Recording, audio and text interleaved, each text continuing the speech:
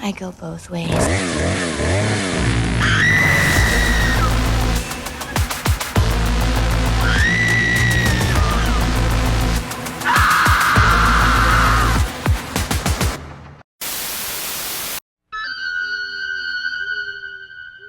Halloween night. A small American town. 15 years ago.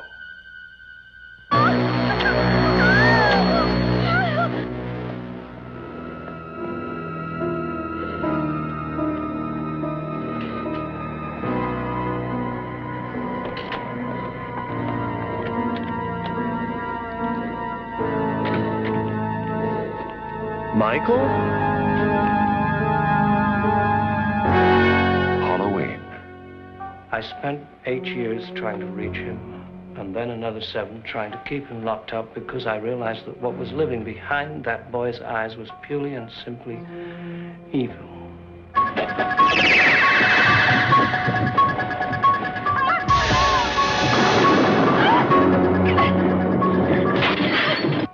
I think he'll come back. Exploring uncharted territory. Totally charted. Just talk. Sure. The only reason she babysits is to have Halloween.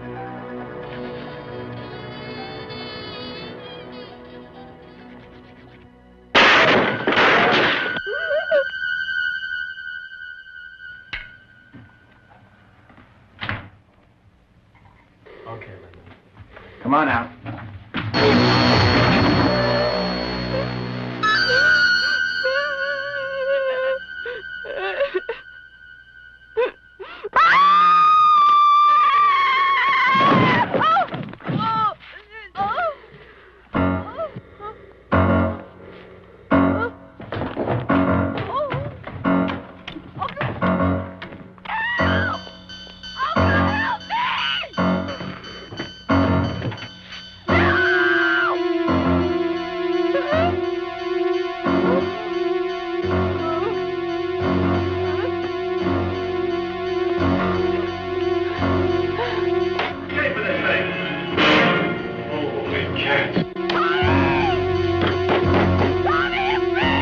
Halloween. The night he came home.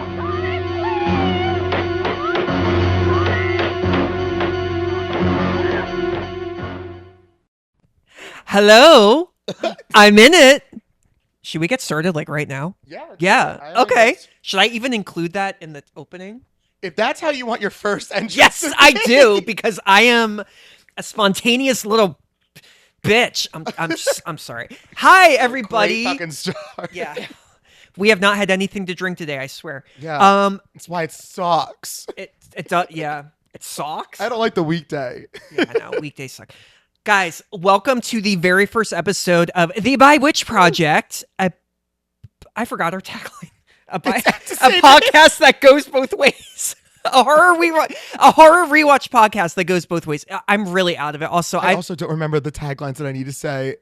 Oh, well, it's okay. Here's the thing too, guys. So this is our very first episode. We'll get into hopefully briefly, about how this all started. But we actually already recorded this first episode like months ago, like 3 months ago, and it ended up being 2 hours 47 minutes. Yeah, long. It was long as shit. It was long as shit.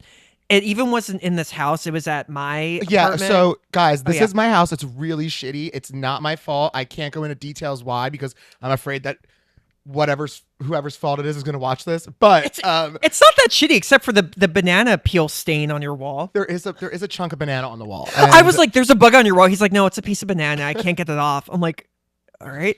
It's not that I'm dirty, guys. It's just that I'm leaving in 2 weeks, and I refuse to do any more work around this house because this house is not treating me well, and neither has other situations. So behind me is a bunch of new furniture and such, and I will be moving that in 2 weeks. And then there's a podcast studio in a new apartment building, so we'll have a nicer scenario than this. I am excited. I'm so freaking excited. Yeah. So what was I saying? The first episode, we had to redo it. Also, oh wait, shit, hold on. Pause. Oh, the cat. We are on stereo. Okay, good. No, guys, I just had a panic attack. You know why? Good segue. The first episode, the other reason we have to redo it. All right. gotta shut up. Reel it in. The reason we have to redo it is because I was recording on mono, and when you have two microphones and this little saramonic, I can't read what it's called, the thing that you plug the microphone cords into, you have to have it on stereo. So I opened up Final Cut Pro and went to listen to us, and it is literally like, yeah, I love Halloween. It's so good. Not good.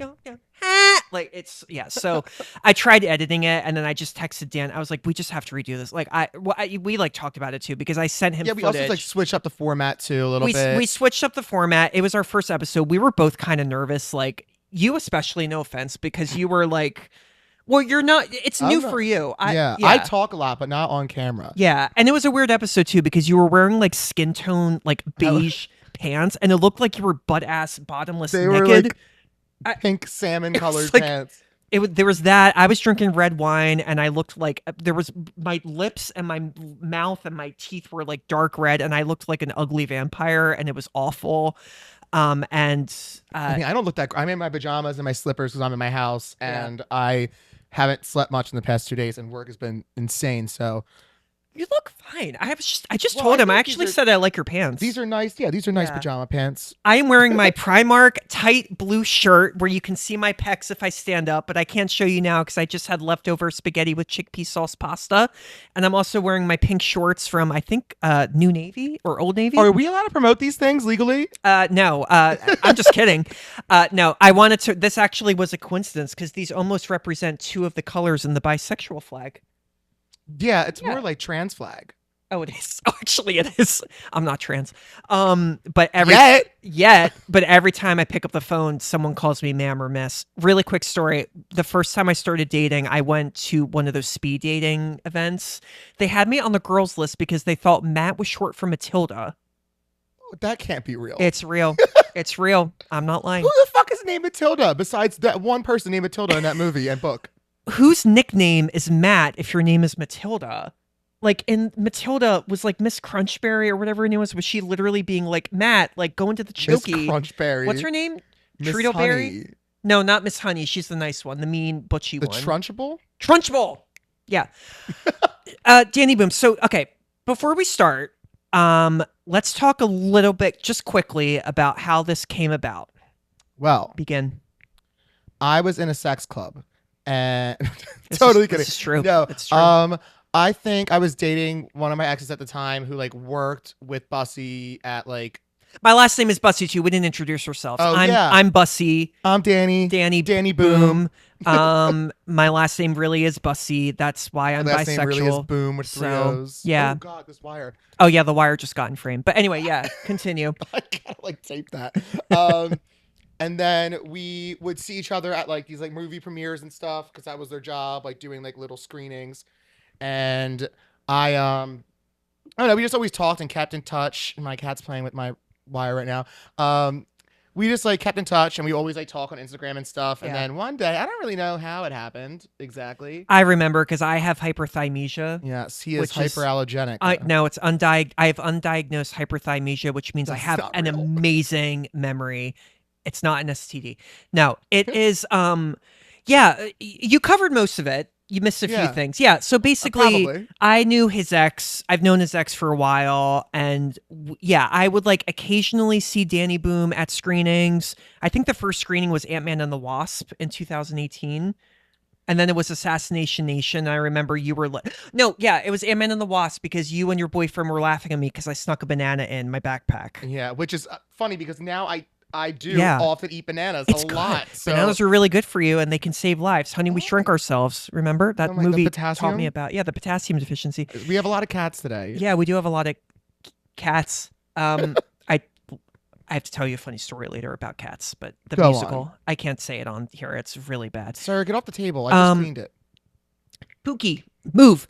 So that happened. And like, we would always like text each other on Instagram a lot, but it was always that kind of weird thing where I was like, oh, like, yeah, like Dan like remembers me. Yeah. Oh, cool. And also what I noticed about Dan was we met like 15 times. So it's not like I only met you that like many once. times. It was that many times. 15? Yeah. Oh, but I was like, I was in like work mode and I was like, I must have seen like 42 screenings throughout my and I wasn't relationship. out yet, so like in all the screenings I was always like, hi hi everybody, what's up? Yeah, come on in here. So I like, yeah, it was mainly that, and then I think yeah, we just would like talk.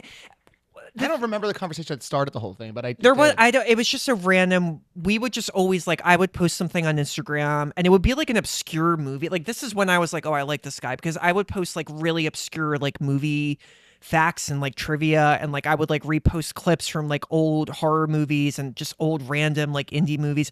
Every time Dannyboom would message back, oh yeah, I love this movie, I love that scene, I love that scene, and I've I was seen like, quite a few. I would see like You've seen 80%, yeah.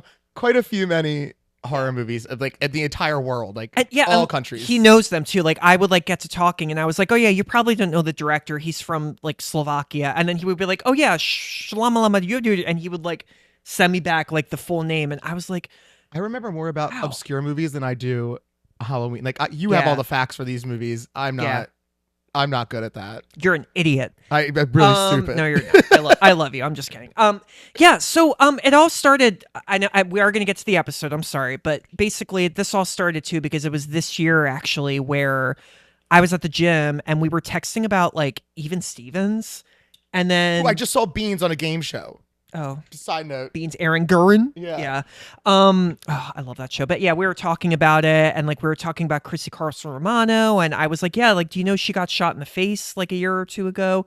And he was like, what? And I like sent him all the info, and then I think it was actually you who mentioned, oh man, we should like start a podcast where we like rewatch all like the DComs and like all the, you know, Disney Channel original movies, that means, and like shows. And then I kind of brought up like, oh yeah, or like maybe like horror movies, because like we like love horror movies so much. And then we got to talking, and we were like, I literally was at the gym and my endorphins were like, like I like jumped in the air. I was like, yes, because it's I love podcasts to death. I used to host a podcast by myself, which was absolutely horrible, but I'm leaving the episodes on YouTube and you can watch them because I want schools to show them to their students, because it shows you what an emotional mental breakdown is. No, it truly does. I mean, there's an episode where nobody wanted to do this podcast with me. You may have, but we weren't really like super close yet. But there's literally an episode where I'm interviewing people and the people are me. So I'm like, the joke is that I'm like, it's a schizophrenic. I interview somebody named Scro and his middle name is Tim. But you just made them up. I just made them up. Yeah. So you shouldn't talk about it in the I know. you're talking about. I thought I was so funny. Oh, I did. so it sounds I did so- 100 episodes though. It was pretty. That's an insane amount of episodes.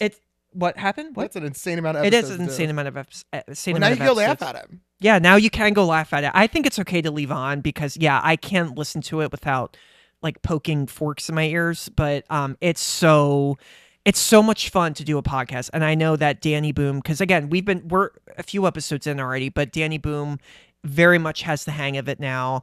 And yeah, let's talk quickly about the I said quickly at the beginning of this. He's and very short. I should have done this part. Yeah. Or Sorry. long, lot short. I'll just do the podcast like this.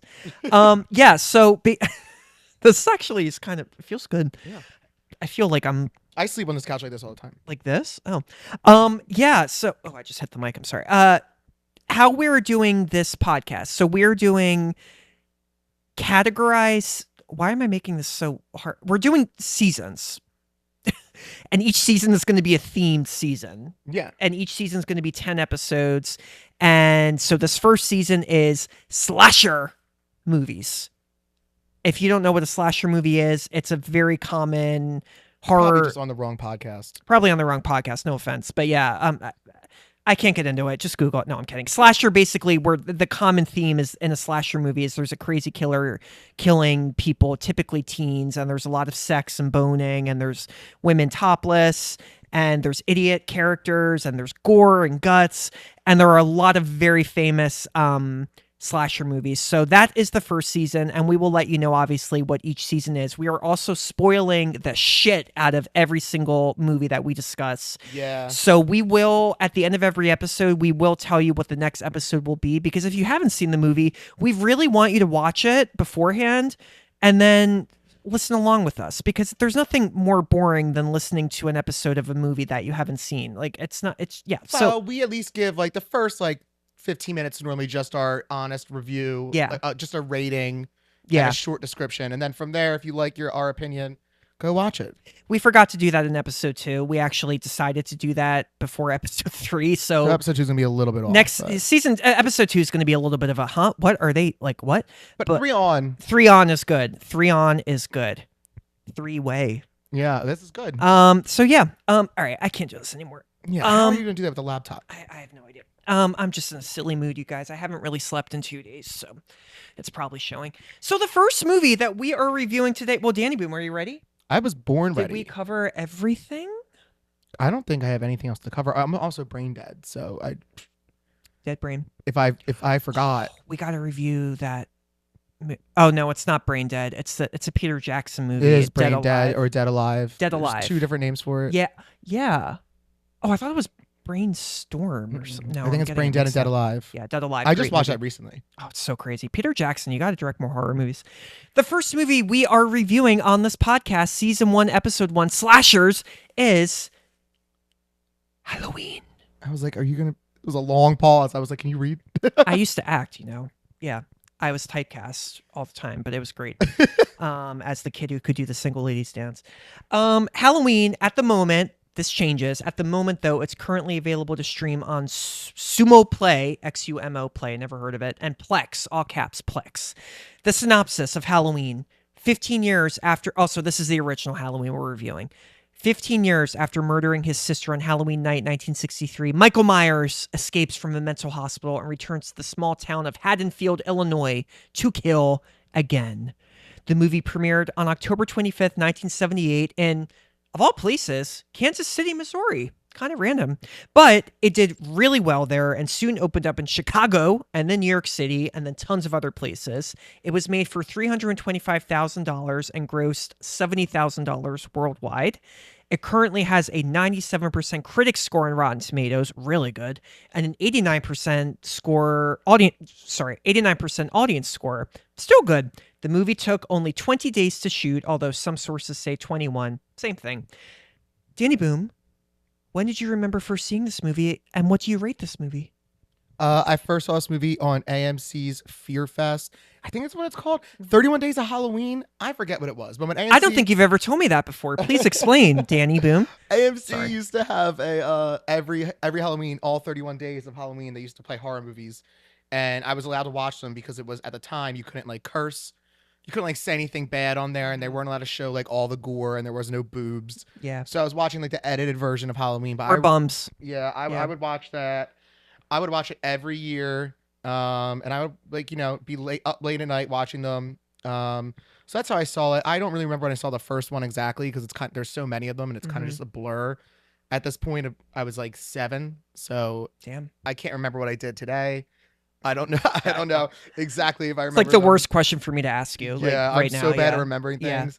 But yeah, the original Halloween.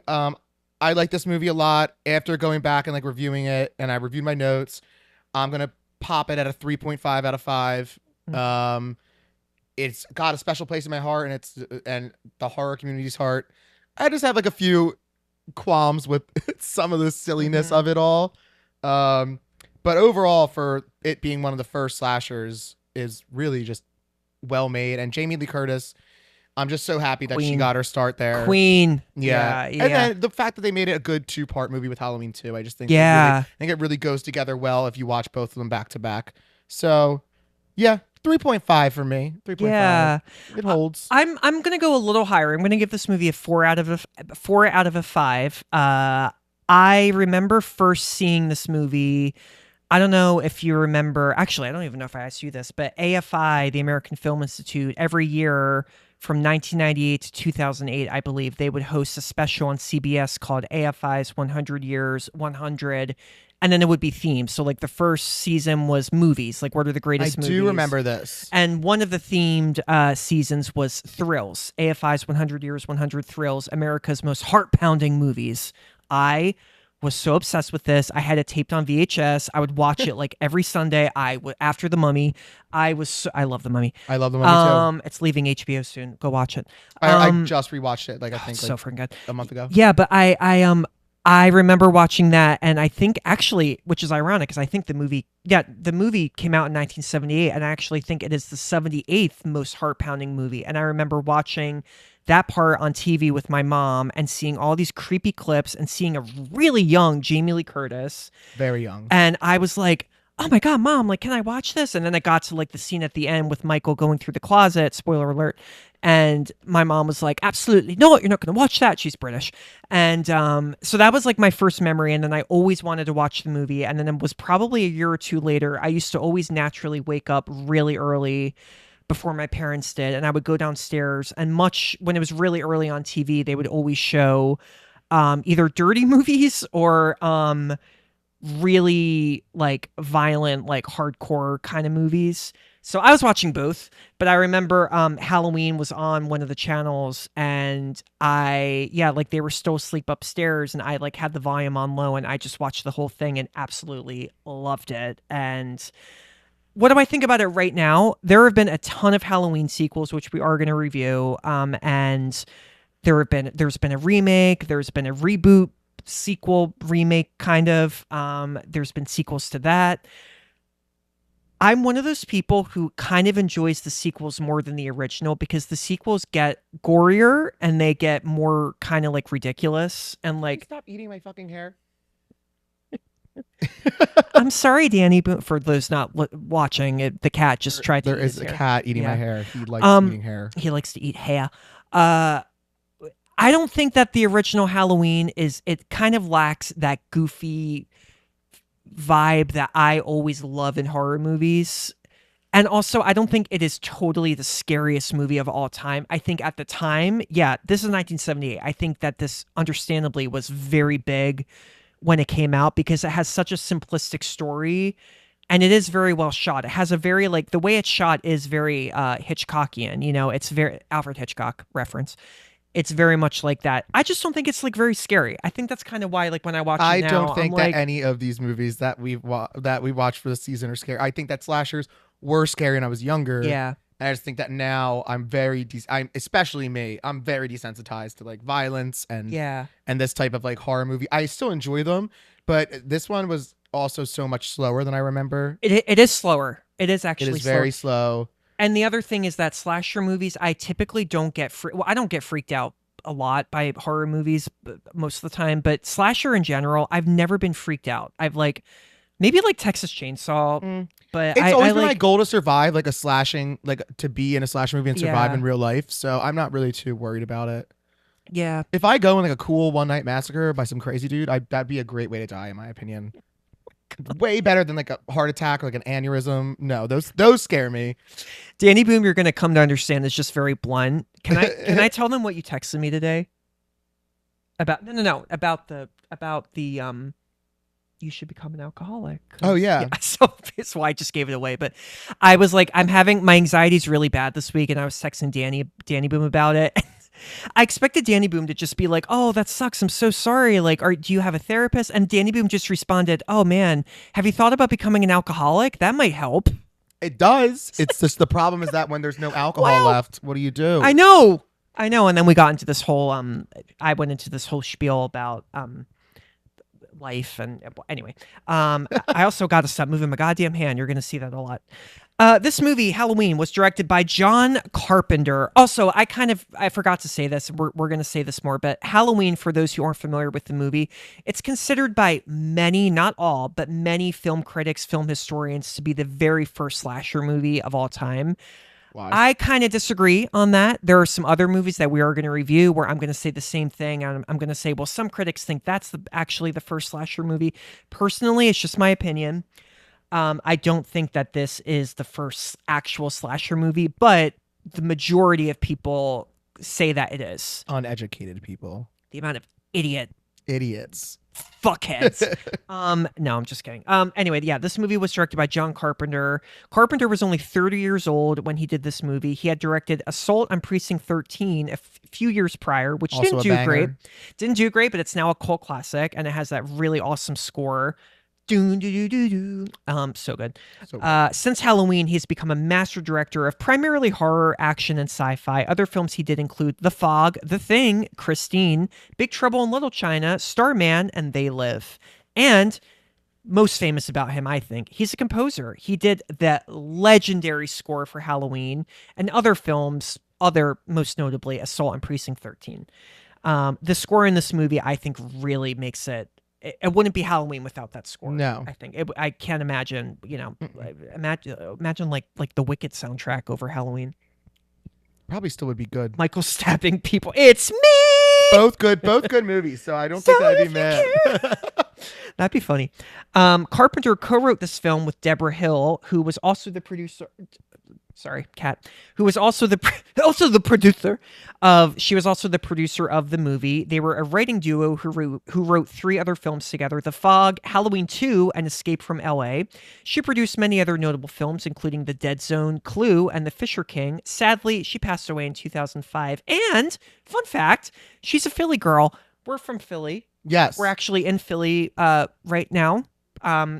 Our addresses are what I won't do that. She even attended Temple University, which I went there, so I'm like a I big attended deal. a party there. Oh yeah, I fucked up my college experience. I wrote a book about it, but it's not for sale. The movie, which I did send to you, and you haven't opened it yet. No. Yeah, I Well, sent you it have to you to- like 14 years ago. Oh my god. I'm a very busy person. I have a very active social life. I'm the popular one on the podcast. Really annoying. I sent it to other people on the same email link, and no one opened it. I have things to do. Look, I'm playing a video game. It's Open 2 hours it and just long. save it to your computer. Anyway, the chapter on sexuality has to change. The movie stars Donald Pleasance as Dr. Sam Loomis. The British actor played more than 250 stage, film, and television roles. I'm like, does that make sense to play a role? Isn't that what it's called? Duo role? Yeah, I guess you're right. He's also very famous for playing, I think his name is Ernst Stavro Blofeld in one of the James Bond films, You Only Live Twice, which Dr. Evil is essentially a spoof of. He also starred, and that was my phone, sorry. He also starred in The Great Escape, THX 1138, and the cult classic Australian thriller Wake and Freight. Never seen. Have you seen Wake and Freight? I've never even heard of Oh, that. it's really good. They show that in at the Film Society a lot. In Philadelphia. Go see it. Go check them out. Love it. The movie also stars Jamie Lee Curtis as Laurie Strode. Need to explain who she is. She was 19 in this movie. She's beautiful. I love think, her. yeah. She's the daughter of Hollywood icons Tony Curtis and Janet Leigh. She's all right, I think I need some water. I think that he needs to let me read this. No, apparently. no. Please. Oh God, we lose followers after 20 minutes. They're going to hate our first episode. I wanted to say she is regarded, but I almost said she is regarded. Yeah. No, that sounds wrong. Mm-hmm. Let me start over. Jamie Lee Curtis is regarded as the first Scream Queen. This was her feature film debut. She had previously starred in a 1977 episode of the TV drama Quincy M.E., Medical Examiner. After the film's success, she starred in more horror films like Halloween 2, The Fog, Prom Night, and Terror Train. Since then, she's won an Oscar for her role in Everything Everywhere All at Once, that really crazy yet beautiful movie that I believe you cried at. I cry at almost every movie. That's not a feat. No, that's not true. You don't cry at every movie. Do you? I cry a lot. Oh, I am a big crier. I cry in my head. I also have overactive tear ducts. So when I yawn, when I sneeze, when I laugh, I cry. I just cry. But I sad cry at almost every other movie I watch. Gorgeous movie. Her other films include True Lies, A Fish Called Wanda, Knives Out, Trading Places, and my personal favorite, Freaky Friday, to name a few. I love Freaky Friday. And she's also in the Activia yogurt commercials. She is. Yes, she is. Get away, you clone freak! Nancy Keys, who went by Nancy Loomis when the movie came out, plays Annie Brackett, Laurie's friend, and the daughter of the sheriff of the town. Nancy acted in some other Carpenter films like Assault on Precinct 13 and The Fog, but she retired not super long after. She's worked as a sculptor and theater professor since. PJ Souls plays Linda, Laurie's other very horny friend. Souls may also be best known for playing Norma in Carrie, the girl with the backwards hat. Remember that. She's also starred in other big films like Breaking Away and Private Benjamin, and she used to be married to Dennis Quaid. Fun fact. Yeah. I have some thoughts about Dennis Quaid, but we'll leave that for another podcast. Last but not least, Nick Castle, bad feelings, I mean. Nick Castle plays The Shape, a.k.a. Michael Myers. There have been mixed stories about whether he played The Shape again in the reboot trilogy, Halloween, Halloween Kills, and Halloween Ends. For the most part, actor and stunt performer James Chu Courtney was The Shape, but Castle did provide the breathing noises in post-production. I did read reports also that he had a cameo in Halloween, the 2018 Halloween, and the scene where Laurie sees him in the reflection of the mirror through the window. That scene. Mm-hmm. Yeah. But anyway, it does irrelevant. Anyway, Castle was also a screenwriter and director. He's directed films like The Last Starfighter, The Boy Who Could Fly, Dennis the Menace, and Major Payne. Also, I have to just say Kyle Richards is in this movie. She plays little cute Lindsay Wallace. Richards is an actor, a television personality, and a socialite. She was a child actor who starred in a recurring role in Little House on the Prairie. What the fuck is a sociolite? Socialite. Socialite? Did I just say socialite? Yes. What? I was like, wait, what? I was thinking like sociopath. That's I was like, what does that mean? Socialite. She gets drunk at famous parties. That's not even a thing. That's not a category. She also I'm not there yet. Hold on. She also starred in Disney's cult horror film The Watcher in the Woods alongside Betty Davis. She is the younger sister of socialite Kathy Hilton, making her the aunt of Paris Hilton. She is now most popular, in my opinion, for being a cast regular on The Real Housewives of Beverly Hills. She would, however, reprise her role of Lindsay in 2021's Halloween Kills and 2022's Halloween Ends. So, yeah, she's a little in this. I don't watch Real Housewives, never have, but I do remember. I see the memes all the time, and that's kind of funny. So, let's get into this movie. Spoiler time. We open on a cold Halloween night in 1963 in Haddonfield, Illinois. Judith Myers is at home spending the evening with her boyfriend. The couple eventually goes upstairs as Judith's younger brother, Michael, enters the house wearing a clown costume. He goes into the kitchen and gets a butcher knife out of a drawer, then hides in the living room until he sees Judith's boyfriend leave. I hate the name Judith. Judith's. Say Judith's dead. Why would I say Judith's? Judith's, like Judith is. Judith is dead. No, not is dead. Just say Judith's dead. I don't want to say that. I don't like that. Ow, stop this. Fucking cat. It's my roommate's cat, not my cute, adorable cat is somewhere else. Yeah. Where'd she go? He go? He. They go? Oh, she? Okay. He's probably on his chair. Yep, he's asleep. So the little boy, Michael, he puts the mask on. He goes into Judith's bedroom as she brushes her hair in front of a mirror, topless. He surprises her and begins stabbing her repeatedly until she falls to the floor and dies. In this scene, the hand you see reaching for the mask and knife is actually the hand of Deborah Hill, the producer. Fun fact. Michael. Dannyboom, act surprised. Ah! Thank you. He didn't know that, so yeah, Michael. I forgot whose hand it was. I knew it was somebody's hand. Yeah. It's not the little boy's hand. Michael then walks out of the room, down the stairs, and out of the house. His shocked parents arrive, finding their son holding a bloody butcher knife. Mr. Myers pulls the mask off of Michael's head, which reveals his blank and expressionless face. So he's a cute little boy, but he's just like The Omen, basically. This whole movie, this whole opening scene, I think is really brilliant because it really establishes the point of view shot, which you had never really seen in a horror movie before. I think Besides a little Psycho? bit. No, like point of view, like walking, Mm-hmm. like as if you're the killer. Isn't that the entire bathroom scene in Psycho? No, like the Yeah. camera acts as the killer. Yeah. That He doesn't walks happen. in and it stabs her No, through the shower. camera is from the other. The camera is from this inside the shower, so you see Norman Bates. I'm sorry, the mother walk towards the shower. That's not point of view shot. That's like, Isn't that you don't see her body though? You see yeah, you do. I don't remember that. Yeah, I have to go back and rewatch it. You don't see the full face and body, but yeah, it's like a big silhouette. Yeah. Anyway, that is what happens. Cute, horny Judith is dead. 15 years pass. It's now October 30th, 1978. Dr. Samuel Loomis and Nurse Marion Chambers drive to Smith's Grove Sanitarium. My favorite characters. I love them. Yeah. I love Marion. Marion should have had a bigger role in this, I think.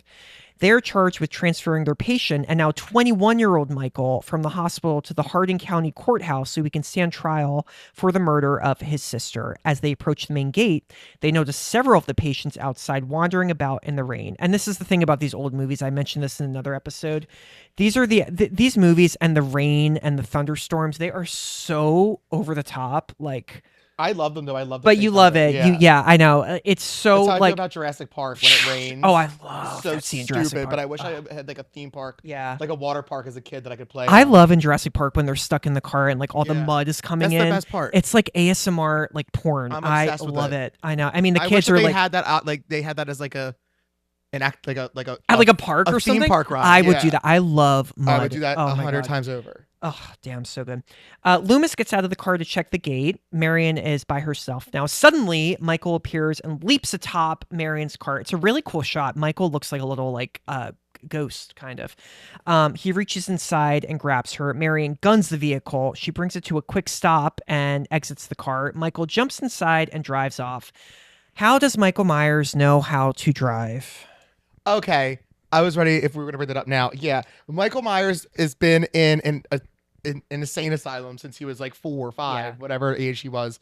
And he just, I mean, like, I will say that driving, when I first did it, I was after I got my permit and I could just like do it, but I didn't know where the turn signals were or anything. So like I thought that the right turn signal was on the right and the left one was on the left. And then I was like swerving because I was trying to figure out which one it was. And my dad was like not helping. But I mean, other than that, I feel like you could probably figure it out. I mean, wasn't it probably a manual car back then? When did automatic cars start and manual stop? I don't think it was a manual car. I don't know. I don't know when that happened. No, because she pushes on the accelerator. So I don't know. You know, you make a valid point though. Also, this man, Michael, he's been in a sanitarium for pretty much literally his whole childhood. I'm sure he had time to figure out the basics of driving, even though there wasn't a car with him.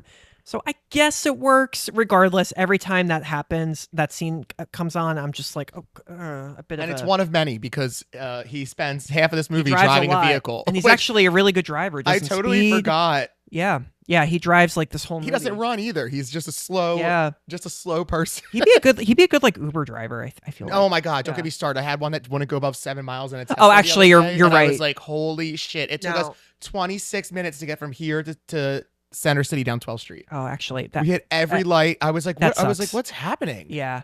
I don't know why I said that. Why would you want to have a slow Uber driver? I want them to drive as fast as possible and hit people to get. I need Fast and the Furious, not driving Miss Daisy. Exactly. Yeah. I need like take a Cinderella story. Oh my God. You need who? Tatum Williams? No, I said I need them to like take me to the moon. Oh, like, okay. Fucking rocket power out of here. Who is Tatum Williams? Why did I say that? I don't know. The next day is Halloween. We're back in Haddonfield. High school student Laurie Strode leaves her house and starts walking to school.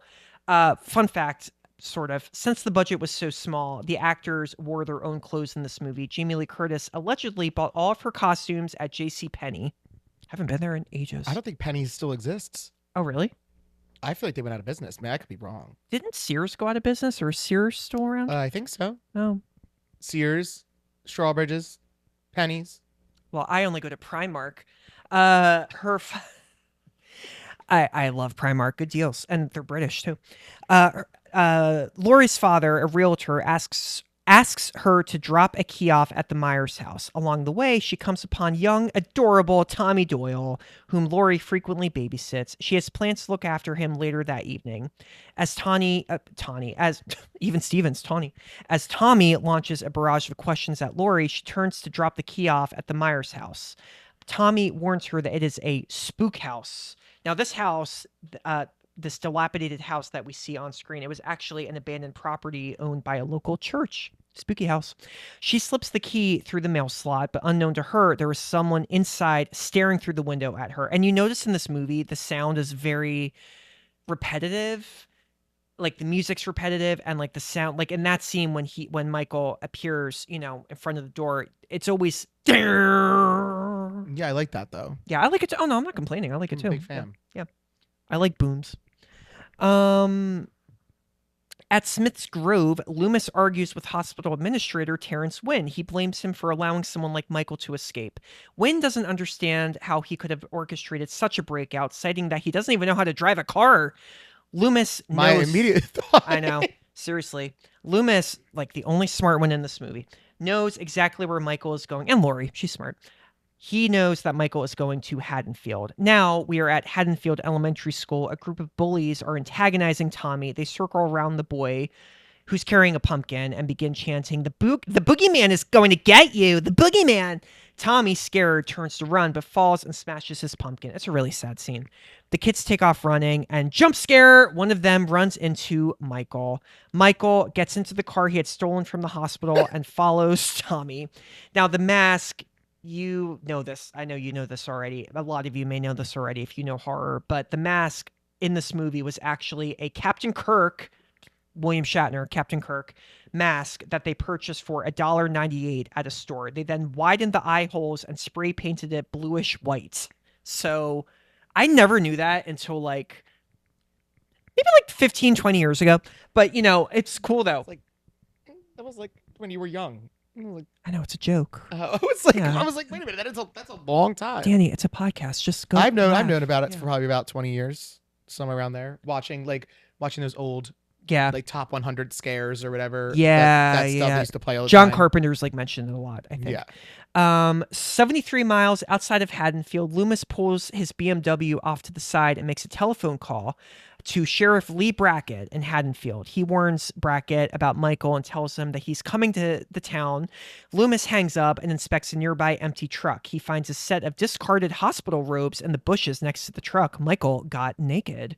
What he doesn't see, though, is the body of a dead mechanic lying in the underbrush only a few feet away. It's a cool shot. Later that afternoon, school lets out and Laurie meets up with her friends, Linda Vanderclock and Annie Brackett. Oh, Linda and Annie. I just spat on my computer. Oopsie, that was accidental. Linda, it has nothing to do with the women, I swear.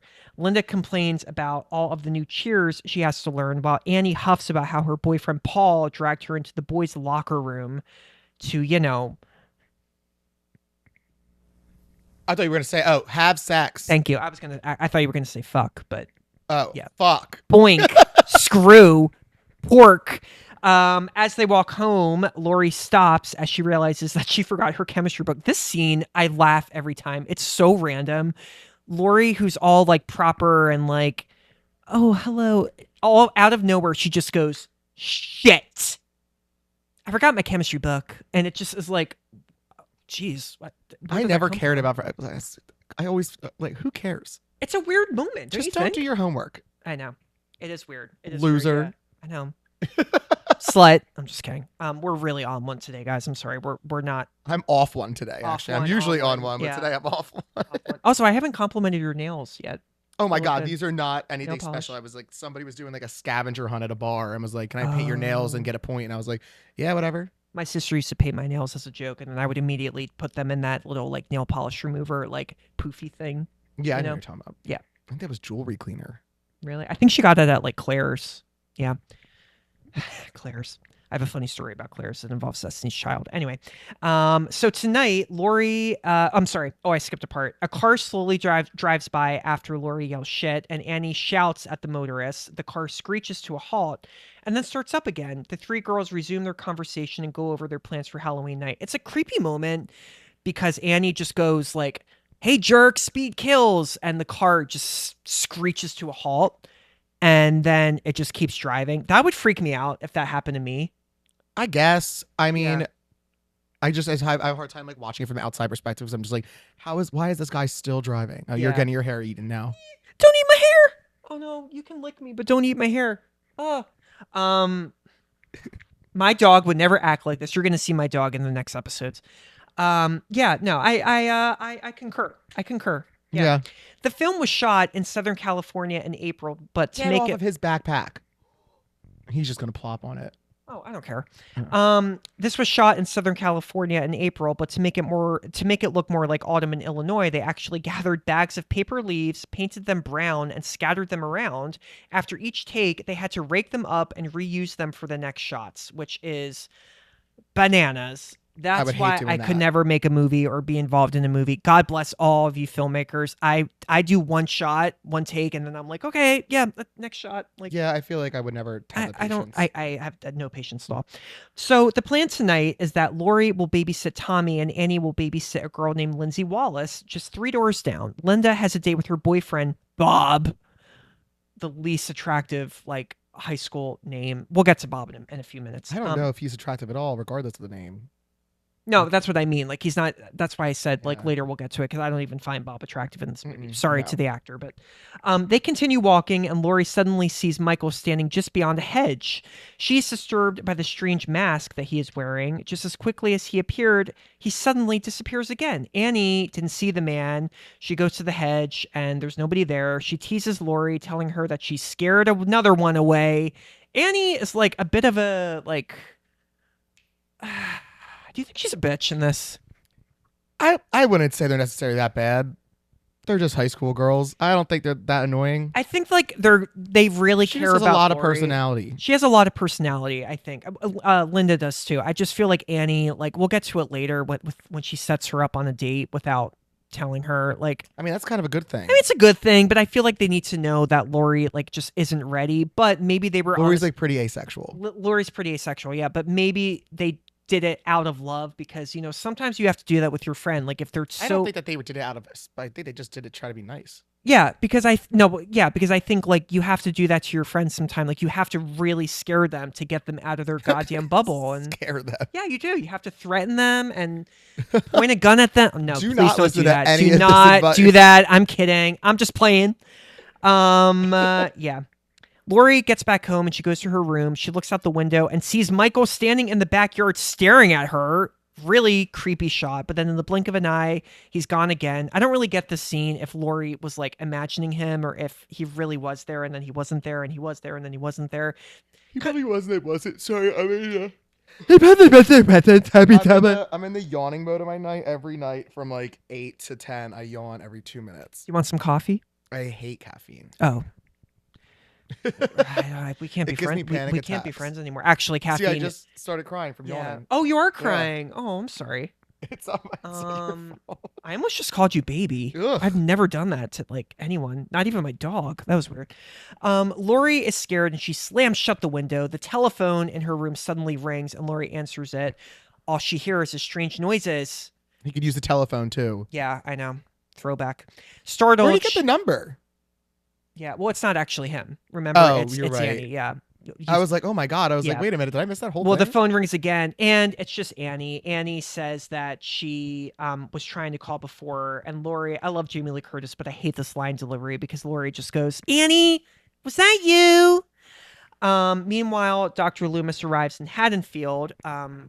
Sorry, there's hair. It's my dog's hair on the mic. He arrives in Haddonfield. He goes to the cemetery, and the graveyard keeper leads him to the grave of Judith Myers. But when they get there, however, they discover that the gravestone is missing. Loomis solemnly declares, I hate that word, he's come home. I love Dr. Loomis in this. Yeah, I like him too a lot. I He's my love Donald favorite Pleasance. character. He's a very he was a great actor, R.I.P. But he's very like he could have gone so over the top in this movie. He does in like the sequels a little bit. I think he does in this movie too. You think he Kind does of acts go over like the top? Dumbledore in the fourth Harry Potter movie where he yells at Harry for putting his name in the Goblet of Fire. No, I completely disagree. He doesn't like freak out at all in this movie. I don't know. He just seems to be a little bit over the top. You're thinking a bit of like Halloween 4 when he's like, no. Yeah, I do remember that. Yeah. Annie and Lori keep driving, smoking some dope. Turning the corner, they pull up to Nichols' hardware store where they find Annie's father, who is the sheriff, Sheriff Lee Brackett, standing outside. We hear an alarm ringing, and there are other cops there, and apparently someone broke inside and stole some Halloween costumes. Who could that be? Annie and Lori drive off, and minutes later, Dr. Loomis arrives. He introduces himself to Sheriff Brackett, and they get talking. When while Annie and Laurie are driving, they begin discussing their boyfriend troubles. Laurie is an introvert, and she is just too damn shy to ask a boy out on a date. She is interested in a student named Ben Tramer. Love that name. Little do the girls realize, however, Michael is following them around town in his stolen car this entire time, and he's driving very well. I swear to God, my notes on this movie are so funny because it's like Michael's driving a lot, and then it'll be like 2 notes. It'll be like, man, he's still driving. And it'll be like 2 more notes, and it'll be like, oh, there he is in the car again. He loves to drive. He literally, this whole movie could have been. He would be a really boring person to like party with. Michael. I just don't. He I doesn't don't talk. He's also so skinny. He is skinny. Way He's skinnier very than I skinny remember. in this. Yeah. Michael Myers is the twink in this movie. Yeah. Evening falls, and Michael continues to follow Annie and Laurie. He pauses while Annie drops Laurie off at the Doyle house. Annie pulls into the Wallace driveway directly across the street. Meanwhile, Dr. Loomis meets back up with Sheriff Brackett. They go to the old, closed-down Myers house. Wandering through the first floor, they find the partially eaten remains of a dog. We don't see it on camera. It's okay. I actually think that makes it creepier that you don't see it on camera. Brackett can't believe that a man would do this, but Loomis reminds him this isn't a man. The 2 men go upstairs. Sorry. There's a cat behind me.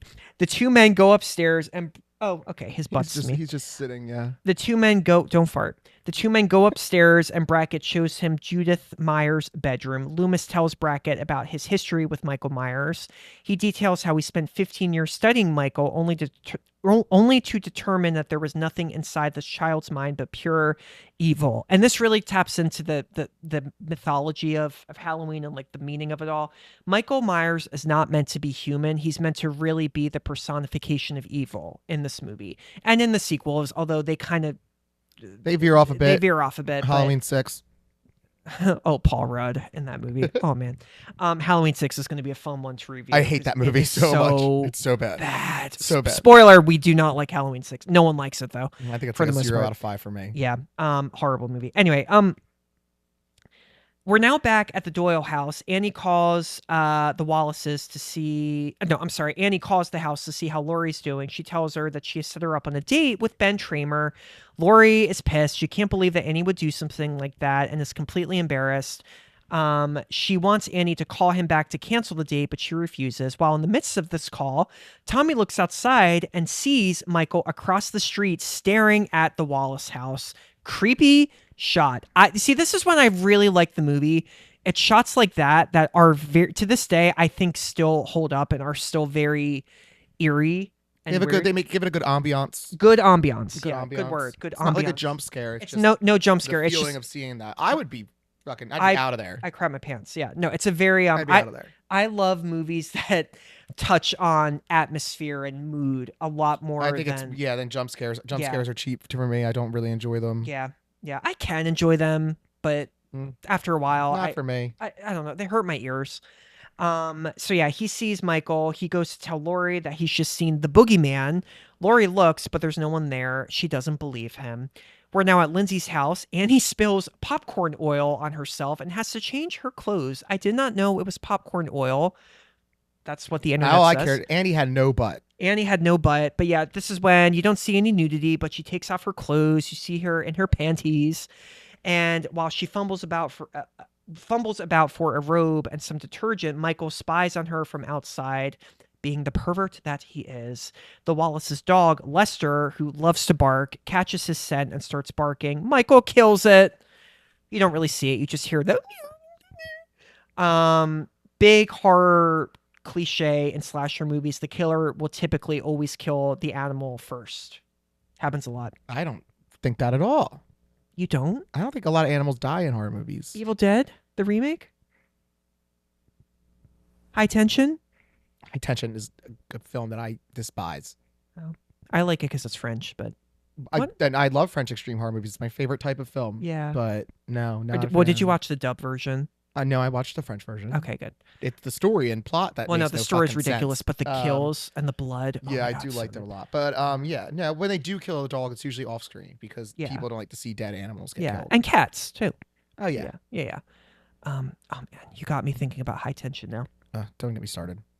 I forget the French line. Stop talking in French. I can't help it. I love French. This is an American podcast. That's literally on one of my dating profiles. Is like you can like add like a voice Don't tell me you have a voice thing on there. On Hinge, I do. Yeah. Oh, take it off. I don't speak French in it. I just say hi. Because like the prompt is like, what do you love in life? And I'm just like, well, look, I'm honest. I love French. Like I just love anything Somebody French. please comment and tell Bussy to get his. Shut the fuck up, Danny Boom. Profile. Shut. It's a good thing to say. I'm being honest. All right. God. No one's commented on it yet. They mostly comment on the video of me doing the helicopter. The break dance, not the helicopter with your dick, but you know what that is. Yeah.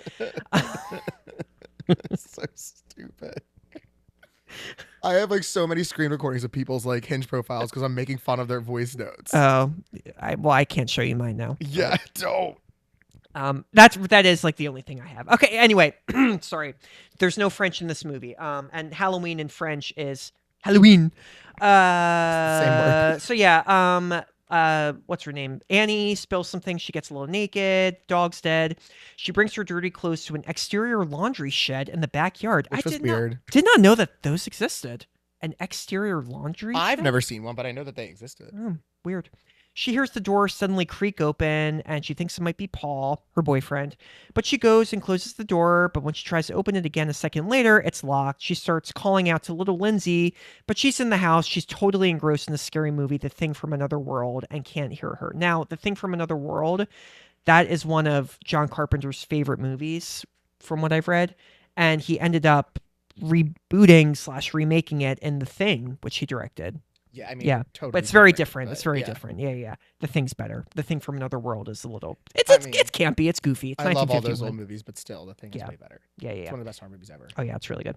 Paul calls the house phone and asks Lindsay to go get Annie for her. She goes to fetch Annie, and she says she sees that she's stuck in one of the windows. It's a funny shot because she opens up the door and you just see this little like bum. Well, there's like no bum, but it's just like flower panties. It's the opening to "Stepbrother, help me, I'm stuck" porn, like literally that. It's so fun. And he's just like, "Arr!" And you just see like a little like yeah, oh my god, it's so funny. Cool shot. She helps Annie get out, and the next scene, Annie takes Lindsay across the street to the Doyle house, and she drops her off with Lori and Tommy. Lori doesn't like the idea of Annie unloading Lindsay on her just so she can go on a date with Paul.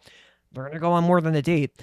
But Annie promises that if she does this favor for her, she might consider calling Ben Tramer and canceling the prearranged date. Lori finally relents. And at this point, I was a little bit like, Lori, like, just, I don't know. Dates are awkward, but like, just try it out, girl. Come on. Yeah, I don't Try it out. Try it out. But also, if you asked me in high school to go on a date, I would have been like, leave me the fuck alone. I don't want to. I was terrified of dates until maybe Still is. I still get like a little scared, but I was a late bloomer with the dating. Annie with women and with men. Annie goes back to the Wallace house to get her car keys. She enters the garage, gets in her car, and notices that all of the windows in the vehicle are completely fogged over. Suddenly, Michael rises from the back seat and starts strangling Annie. He pulls out his knife and slashes her across the throat. Annie is dead. Dead. And she makes very funny noises as she's being strangled. Yes. Ah!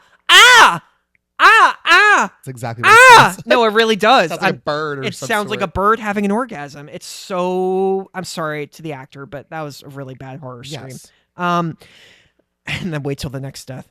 The second to next death. At the Doyle house, Tommy is playing a trick on Lindsay and he hides behind a curtain. While doing so, he sees Michael carrying Annie's body back into the Wallace house. Creepy shot. No music playing. It really adds to the ambiance. Ambiance? Ambiance. Diavion. Ambiance. Say ambience? Socialite. Socialite. Yeah, socialite. Socialite. Was crazy. He's freaked out. He starts screaming, and he tells Lori again that he's seen the boogeyman. But when Lori looks, there's no one there. She's getting a little irritated, and she threatens to send him to bed. Meanwhile, Dr. Loomis is kind of like keeping a watch over the Myers house. He sees a group of kids approaching. Each of them are kind of fooling around and daring them to go to the house. And then from the bushes, the scene is always so weird. Loomis scares them off by throatily whispering, "Lonnie, get your ass away from there." And the kids run off at the sound. And then the shot is very random because the camera just like slowly zooms in on Dr. Loomis's face and he gives like a little smirk. Like, I did it. I'm brave. It's a very. Do you notice that scene in Yeah, this the movie? whole thing was. I can tell you, he acts very strange. Yeah, he does. But no, that's not overacting. That's just like a. It's just weird. What's with the zoom in? The zoom. I weird moment. I don't really I don't get it. But I don't really understand why anybody does camera work. I can't figure it out. I do camera work. Oh yeah, same. I've made movies before, so yeah. My movies though, even my professors were like, I don't what that's this it makes no sense. You're getting a D. Yeah. I made a movie one time about these Halloween masks that get you high. It was my freshman year film project. I was a film major. You might hear that a lot from I was me. kicked out of college. You were really? Yeah, twice. Oh, I didn't even know that. Actually, I did know that. I think you told me that once. Yeah, I'm pretty sure everybody knows that. I look naked right now. I'll keep doing this. Sheriff Brackett appears again and tells Loomis that he's losing faith in Dr. Loomis's assertion over the pending threat of Michael Myers. Sheriff Brackett is just really doubtful about all of this. He's being annoying. Loomis tells him about the stolen headstone, but Brackett dismisses it as nothing more than a Halloween prank. Who would steal a tombstone as a prank? Would people really do that? I don't know. I could see that happening. Then again, it is a crazy world. I mean, someone tried to steal Charlie Chaplin's grave, I think, years ago. I could see me taking Was it that. Charlie Chaplin? I wouldn't steal Charlie Chaplin. He was creepy. He slept with like 17-year-olds when he was like Anything about Charlie Chaplin at all. 49. Yeah. I want to take his. Oh, I thought you meant Charlie Chaplin. No, somebody okay. that I care about. Oh, like a family member? No, Oh. God, no. They're not famous. It's somebody cool. It's like an autograph, but like the last one. That's really disturbing. It is the By Witch Project, though. Yes, we now see Linda and her boyfriend Bob pull up to the Wallace house in Bob's van. They are both giddy, and there are empty beer cans strewn about the inside of the van. They want to spend some time with Annie, but they're also hoping to find a place where they can, fuck. They quickly discover that Annie is not around. Linda calls Lori to see if she knows where Annie is. Lori tells her that she's off on a date with her boyfriend Paul, and now she's stuck watching Lindsay. Linda tells Bob the news, and they both smile because now they have the house to themselves and they can have sex. They go upstairs to the master bedroom and begin doing it. It is a terrible sex scene. I'm sorry. Very fast. Terrible sex scene. No thrusting at all. They're both like fully under the covers. They're just like kissing and they're kind of just like rolling around like this. And I always get annoyed because I used to watch all these old movies where they would have sex like that. And that's why for so long I thought sex was just making out naked. I did not think that. I was properly educated. I was not. No. For a while I thought vagina was spelled vagina, Vagina. Yeah. Okay, yeah. Vagina. Vagina. Yeah. I went to school with someone who thought the plural of penis was peni. Could be. Yeah. I shouldn't say her name. I think Don't. she might be in jail. Anyway, so yeah, they're screwing. They finish. You see boobies. Linda asks Bob to go get her a beer. Also, just going back to Bob. Bob, yeah, the character's not attractive, but I don't really get why why Linda, no, not Lindsay. God, no, that's inappropriate. Why Linda goes for Bob, because Linda just seems like she would go for someone that maybe is a little bit more like Football player. like a football player with like abs and like big shoulders and like a tight bottom. I don't know. So it's kind of it's weird casting. I don't totally believe it. He goes into the kitchen and he hears a noise. He opens up a pantry door or something and jump scare. Michael storms out and pushes Bob against the wall. Bob is not screaming at all. That scene also kind of annoys me. Michael lifts Bob up and stabs him with a kitchen knife, pinning him to the wall, which With a kitchen knife. I don't think that's possible. No, it's not possible. A grown man? No, I he's don't, like 175 pounds. Wait. No, it can't. I don't think there's anything that knife could be in. The handle would break, the knife would break, the wall would break. I mean, you could do it to like a Woody doll or like Give it like a an American small- Girl doll, but something like 10 pounds or less. yeah, a teddy bear, but Like a letter, yeah, like a banana. yeah, banana would work. Oh man, But the best part about this is that Linda is smoking a cigarette and drinking a beer in bed like a know. fucking lad. I know. And I love that. That's I my do like favorite that. thing. I was like, that's a girl that I want to date. I don't smoke cigarettes, but God, to just have there's something about being in your bed and having a drink like with your computer. All I do is drink in bed, but I drink on the couch sometimes. I drink in a bar sometimes as Yeah. well. Well, you drink everywhere. I drink Yeah. everywhere. You drink like in the shower. Yeah, who doesn't? Well, shower beers are one of the best. You drinks in drink the when world. you're underwater in the pool. I don't know how I could do that, but You drink when you're in surgery unconscious. no, I You're would literally take like, the yeah. Oh my god. Yeah. So Bob is dead, and then there's a famous shot here where, famous in my opinion, where Michael takes a moment to admire his handiwork as Bob's body is hanging, and Michael does that funny thing where he's looking and he just goes,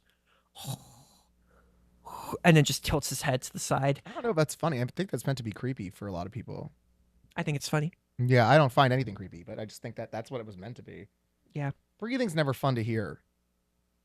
No, it's not. It keeps me up. It's at very night. uncomfortable. If I'm trying to sleep and you're in the room with me and you're breathing, snoring, yes, bad, but breathing really heavily, I will smother you. Oh yeah, I always. I wake won't kill somebody you, up. but I'm going to smother you to If shut somebody's you making up. any noise, I wake them up. I'm like, please Yeah. shut up. Try and go to bed. I went to Mexico once with some friends, and I had to do that to a friend of mine. I had to like smother him because he just was breathing so loudly. I Yeah. was like, "Shut up!" I just hold their nose so they wake up. Oh my god. Oh man. Anyway, upstairs, yeah, Michael is in the bedroom. He comes into the bedroom. He's wearing a bed sheet with Bob's glasses over his eyes. I don't remember Bob coming downstairs with a bed sheet. So how did Michael get the bed sheet? Oh, now there's probably bed sheets all over the fucking house. It's a house. A linen closet. Yeah, I guess so. Kind of weird. Also, yeah, the glasses over the eyes. That's funny. I like that. He I did like that too. It's funny because it's like, ooh, a ghost, but not a ghost. I had like a joke going in my head there, and I just messed up. Oh, let it go. Let it go. Let it go. Linda chuckles. She attempts to entice Bob by baring her breasts, but when Michael doesn't react, she grows frustrated. She demands the beer that Bob was meant to get for her, but still, Michael does nothing. Pissed off, Linda gets up and decides to call Lori again. As she waits for Lori to pick up the phone, Michael walks up behind her and starts strangling Linda with a telephone cord. And yet again, we have really ridiculous dying noises. And or, it's the longest kills ever.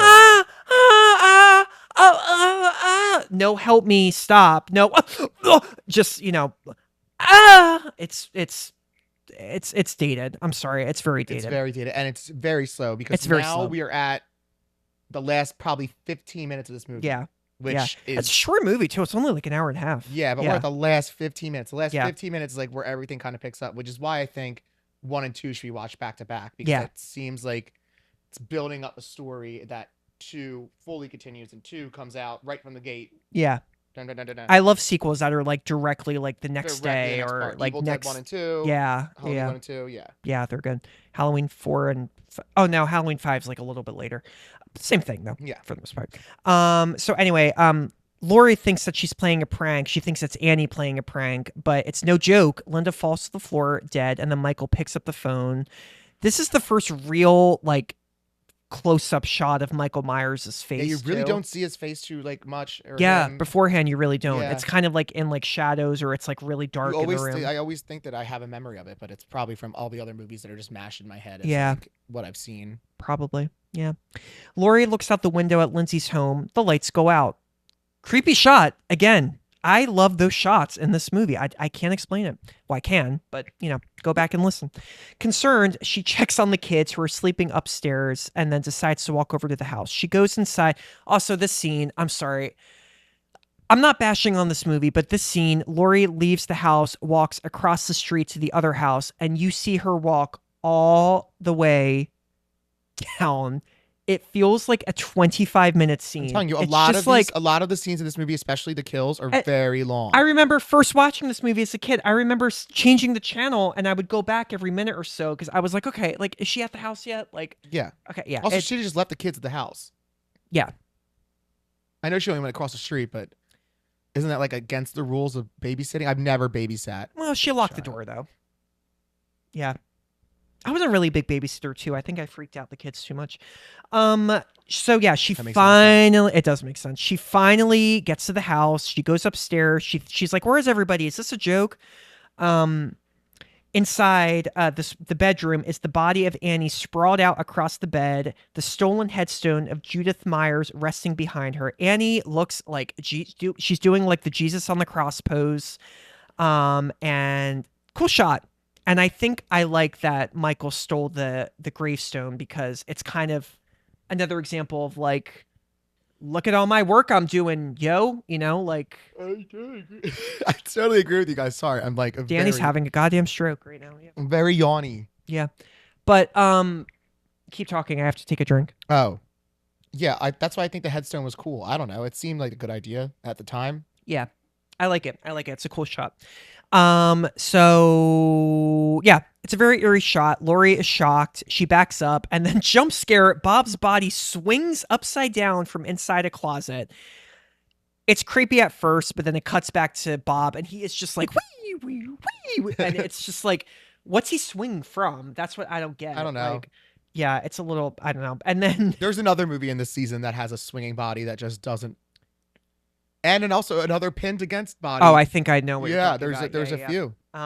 Suddenly, another closet opens by itself, which is kind of weird, and we see Linda's corpse inside doing the cross-eyed death, dead body stare.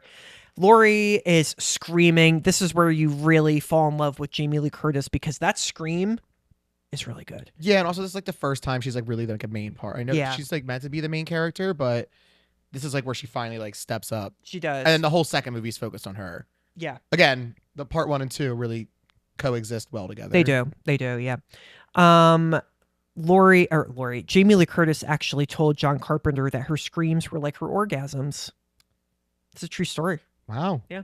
I'm not being dirty. That she really did say that once. It's a loud orgasm. Yeah. Have sex with me. Oh my God. Jamie Lee. Wow. Yeah, where am I? Okay, Laurie runs into the hall. She is distraught. She's panicked. She's crying. She slides down the wall. We get this really good we get this really good shot where as she's sliding down the wall, next to the wall, like in this other room, you just see Michael's face, just the face. You see his white William Shatner face come into the frame. He looks like a ghost. And this is what I do love about Halloween. I love how on such a low budget, this is a great example about how on a low budget, you really can create excellent, creepy, eerie shots just with your brain. You would create eerie shots, yeah, just with a regular shitty camera like this one, as long as you know what you're going for. You can create really eerie shot. I'll stop now. Can I put my feet on your table? Is that okay? Yeah, you can like push it back if you want to. Like, No. Up to you. No. I'm just kidding. Baby. Ugh. I even just saying that. I don't know. And I keep forgetting to silence my phone. I'm going to do it right now. I'm sorry. He's the only person on earth who still has a ringtone. It's fucking insane. It's not a ringtone. It's a ding. That's a ringtone. A ringtone is when your phone rings. And if somebody calls you, it's not going to ring. They're not calling me. They're sending me a message. And what if they called you? Then it would be the that song Still sounds. I have like 41 messages that came in here since this podcast started. Not a single one has made a noise. Well, I'm different, all right? And I like French, okay? Okay, so she's in the hall. There's that really creepy shot. She steps forward, and then all of a sudden, Michael slashes Laurie across her arm from behind. The impact pushes Laurie forward, and she falls over the banister and down the steps, cracking her ankle in the process. It's falling onto like hard stairs.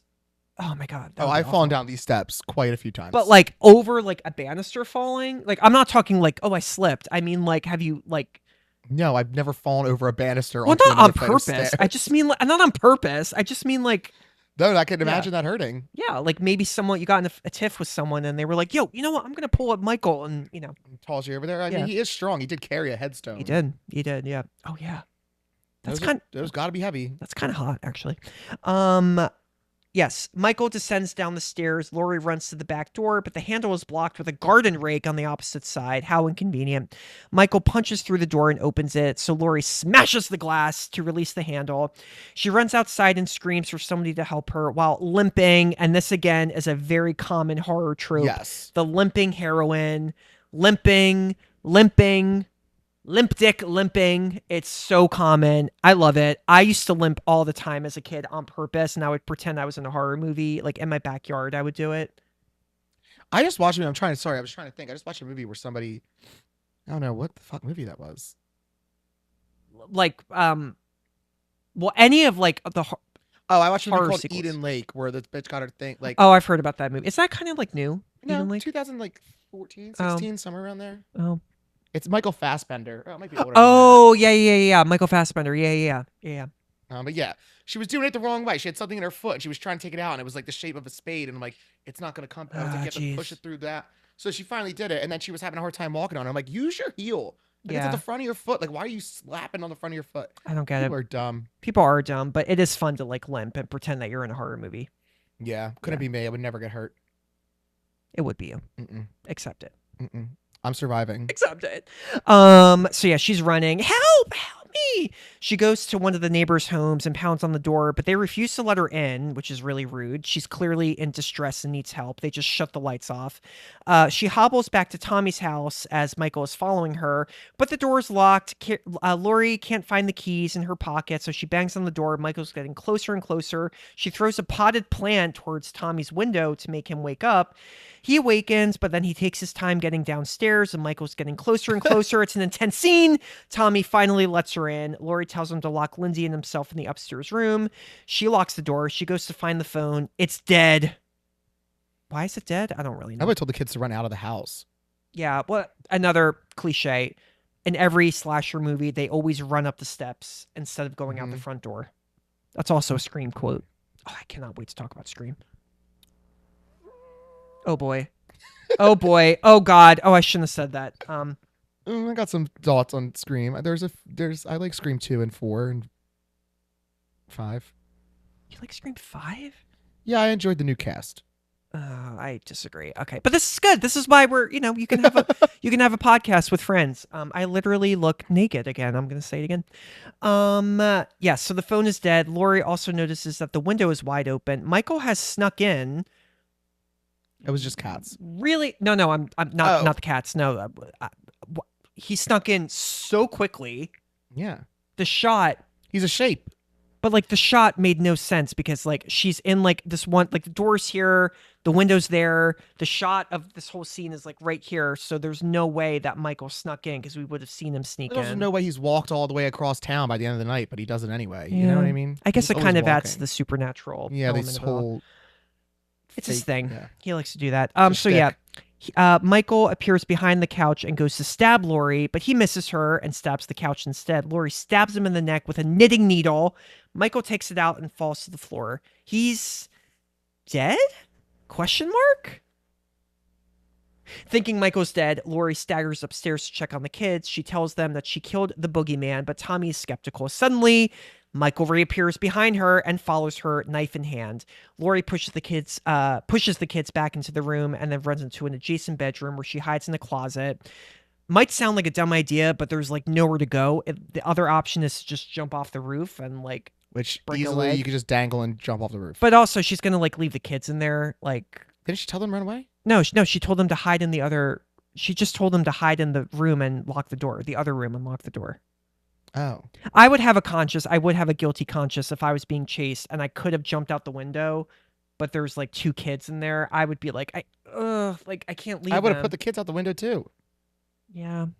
So what if they break their fucking ankle? It's better than them being But like dead. in the moment, you're not really thinking clearly. That's exactly and, what I'm thinking. I would have tossed one through to break the glass. Lori also may have some repressed sexual feelings because she doesn't want to go out with Ben Tramer, but maybe she really does. So, it's okay. So she hides in the closet.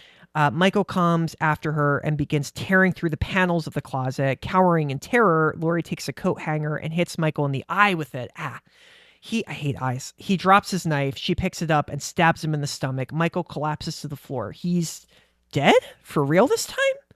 Lori tells the kids to go down the street to the Mackenzie house and have them call the police. It's a calm moment. Lori's like, I finally killed him. He's dead. This night has been so awful. I better get like a raise for taking care of these goddamn kids. So she takes a moment to collect herself and she kind of just kneels down and leans against this, the side of the room. Slowly from behind, however, Michael sits himself up on the ground. He is not dead. This scene was so terrifying when it came out. Maybe I'll put this in the show notes. There's actually an old clip, actual footage from 1978 at a screening, and the audience goes ballistic during the scene. They go, whoa, he's That's so behind funny to you. me. I know, but Guys, this was a huge deal when it came out. Yeah. Yeah. So anyway, he's getting up slowly. Laurie doesn't see him. Tommy and Lindsay run out of the house screaming.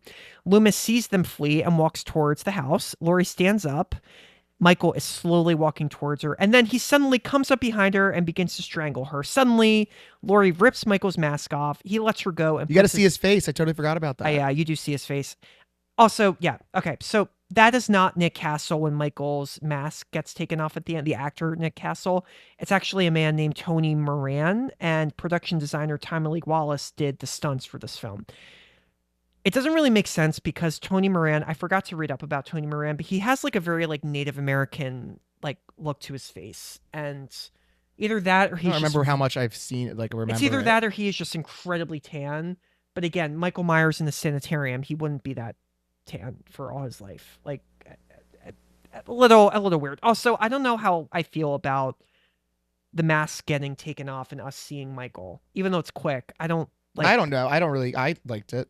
It's like the only time you ever get to see somebody's face, really. Yeah. Not the only time. Well, the other thing too, I guess in retrospect, like they did not know this movie was going to be a huge global franchise. So they thought this was like a one and done movie. So on paper, it may have been like, yeah, this is like an original story. We're not going to have sequels. Yeah. Let's see his face finally at the end. So, okay. Makes sense.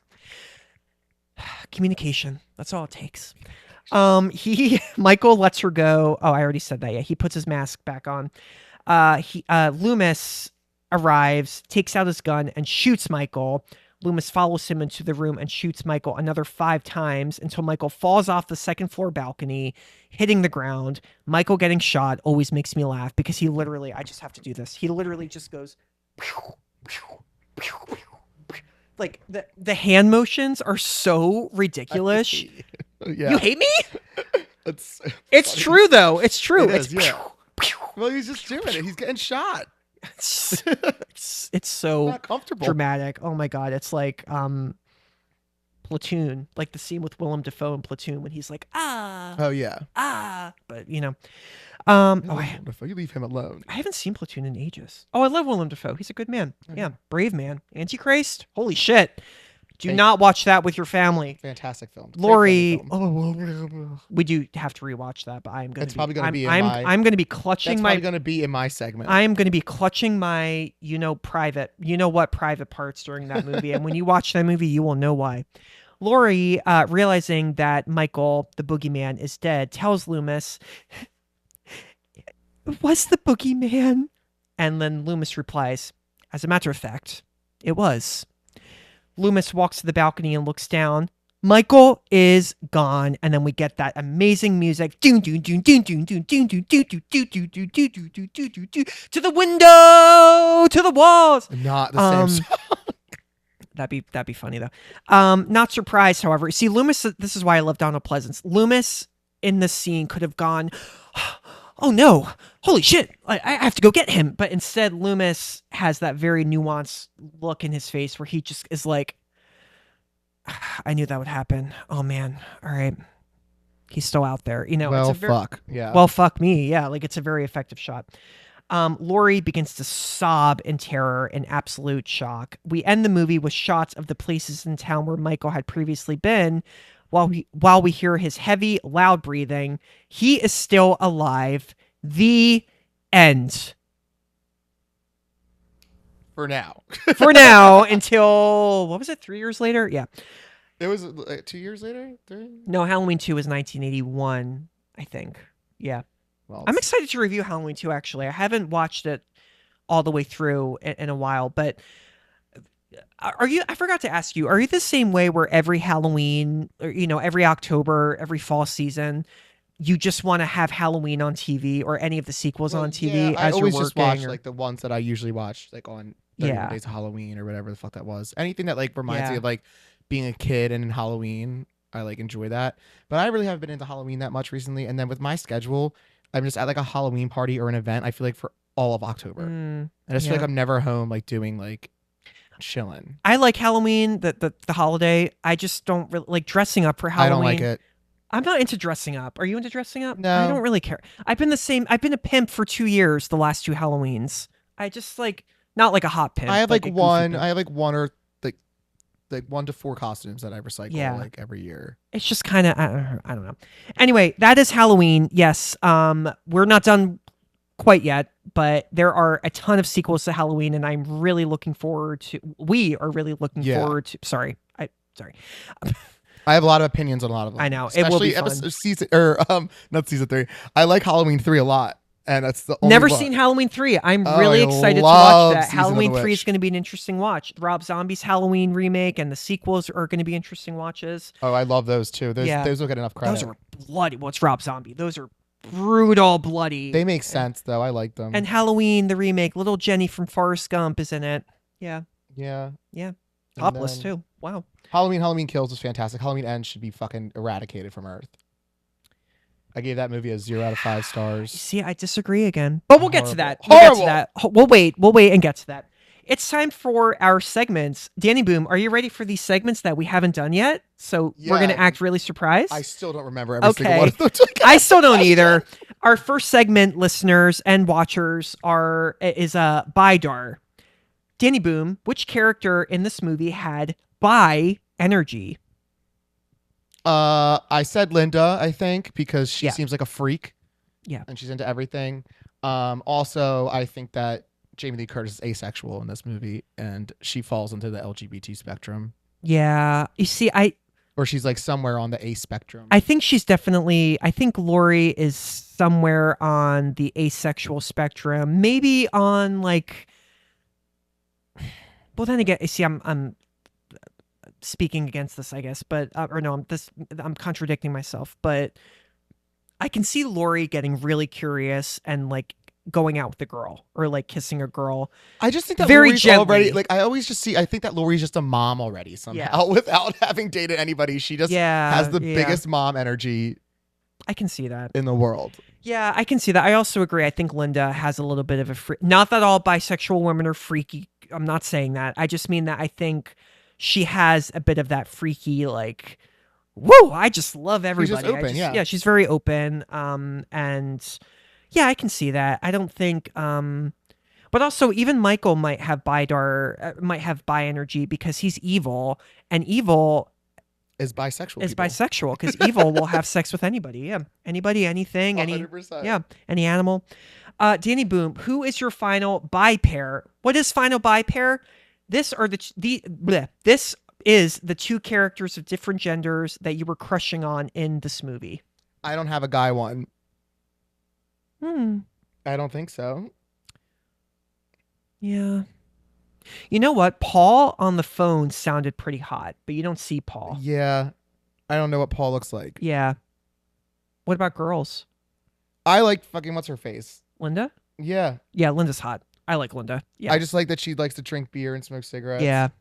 That's my type of girl. Lori, I'm attracted to Lori. I was as a kid too, but growing older, and no offense to Lori, but I wouldn't like go out with Lori. She's too boring. I'm sorry. I would go with either of boring. them. I have two types of people. I'm into all types. So I like an Amelia Bedelia boring girl, and I like a crazy open free. This man mentions Amelia Bedelia more than any because human that's the type I've that ever fucking heard in my. That's the type. They're just like an Amelia Bedelia looking person, just a plain Jane, you know? I hate that name, Amelia Bedelia. Oh my god, that's a great name. Oh man, that's crazy. Yeah, I agree. I think, yeah, same thing. Yeah. Except for the guy. I mean, Paul, I would have to see a face on it. I don't really find any of the men attractive in this. Like Donald Pleasance was I'm sorry, Dr. Loomis was probably maybe cute. I like British guys, but okay, no you haven't even seen photos of him. I saw the movie with him in it, but he's older in this. Yeah. But I like that tough guy energy. You know, I like a guy with balls. All right. Yeah. What's the next question? I'm sorry. I just had a funny image in my head. This is our last segment. What was your can't sit straight moment? What scene was so scary that you couldn't sit straight? Get it?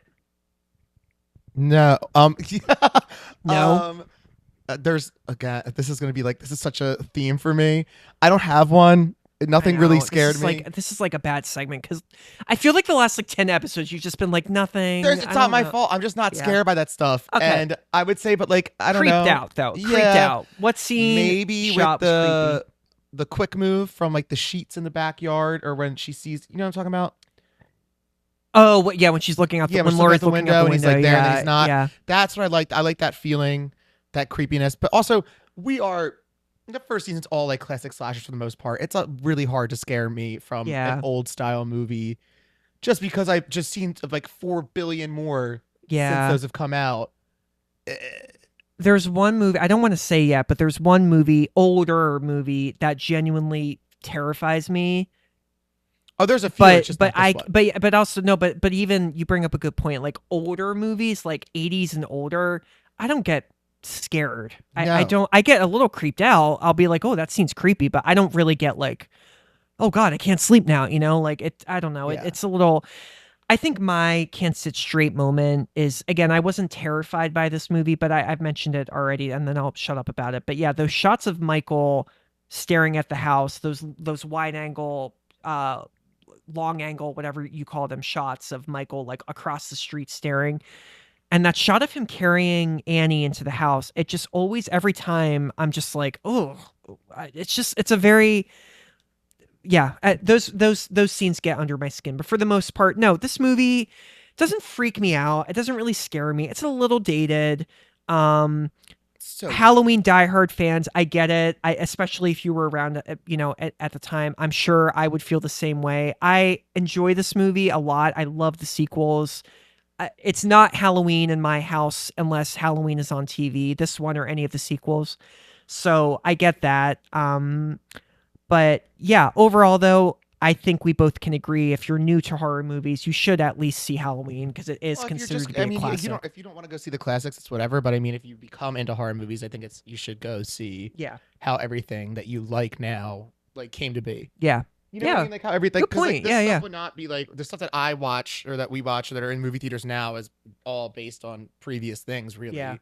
It's so different now. It's so different now. Yeah. Yeah. Everything. I think that, if you start to get into horror, then you should definitely go watch the classics. Next thing we know, there's going to be an AI horror movie, and that's going to be a whole new genre. Please don't. That's the end for me, guys. At least let us get through like a few seasons. And that's then, the end for me. I'm kidding. Please don't do that. No. An AI horror movie. Oh my God. Guys, that was it for this. Where's my phone? Oh, there it is. That was it for this episode. Thank you all so much for tuning in. If you did make it all the way through, you're great. If you gave up, fuck you. We are on the Instagram. Please follow us at By Witch Project. Every follow, every click, every like helps. You can comment. We say this a lot at the end of every episode, but like, we mean it. Be mean if you want to. Just make fun of us. Make fun of us. It's I don't good care. for us. I'm a big hand talker. I love French in my dating profile. I have like chicken legs. I don't care. You can do it. It really helps. Also, good mean comments is good publicity at the end of the day. It really does help. So just look at like, I can't think of a mean celebrity that gets mean comments all the time. I'm dead brained. Donald Trump, maybe. Yeah. And look what he look who he is now. States. That's a hard movie in itself. Like and subscribe and follow and whatever else there's an option to do. And we're on YouTube. Yes, I know that this camera is very shitty. This is a Canon Vixia HFM 41, and I've had it since college, and I'm only like 22, so no, I'm not. No, but yeah, the quality I know is not good. We may be getting a new camera. But we discuss this. It is always fun, I think, to have at least video content of your episodes in addition to the audio content. So if you are on YouTube, please subscribe again. Leave a comment. Yeah. Like us. What else can you do on YouTube? I'm not really familiar with YouTube, but send a we're old enough at this. What do you do? Send a poke? Oh no, that's Facebook. That's Facebook. Yeah, I know. The hell does that? My dad actually still does that right now and again. Can't stand that shit. It's so stupid. But yes, please follow us and join us next time as we recap. Here's a hint.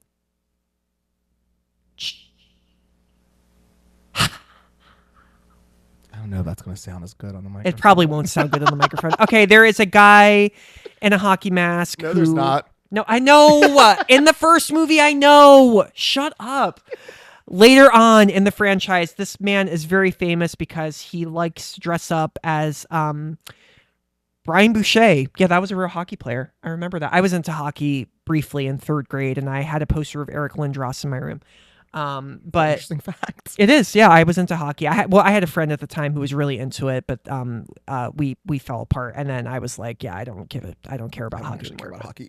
Hockey's kind of boring. I do like shows about hockey though. Don't like hockey. Don't like shows. The new about one it? right now is Off Campus, which I actually didn't love Off Campus, but I didn't watch the you other wouldn't one. like it. Oh, you didn't even watch Heated Rivalry. Oh, I love Heated Rivalry. Okay, sorry. The movie is Friday the 13th, the original 1980 Friday the 13th, another iconic slasher movie.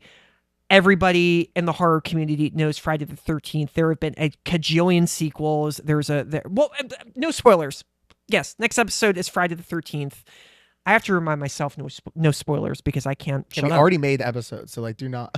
I know. You see, that's the thing. We already made it, so I kind of feel like it's kind of fun to like lie to you guys. You know? Yeah, we that's didn't make good. the episode. It's gonna be all brand new. Yeah, we didn't know. Yeah, This wasn't a remake of an episode. This is the first time we've actually like This met. one's still probably so- going to be long, but it is. It I gets think very we're like an nice. hour and a half, which that's Yeah. typically how long these episodes are. But yeah, go watch it. Friday the 13th, the original 1980 version. And we will see you next time. And no, Dannyboom, we don't have an outro ready yet because we didn't have an outro in our next few episodes. You're right. So, We don't have an outro yet. of course, we don't have an outro. We're still figuring that out, right, Good, 'cause Dannyboom? I don't remember. I also don't remember it either. No, that is true. I actually don't remember it. So we It's will alright have an then. outro soon. Just wait a few more episodes. And that is all. Signing off. Come out of the closet. Be happy. Be yourselves. And go get laid. Is that the best you could do? Go get fucked. No, but that sounds mean. I Like, would say like stay inside, read a book, find a new hobby. you would not say that. That's completely false. All right. I think I should probably get some sleep now. Bye, Yes, bye, everybody. everybody. Bye-bye. I go both ways.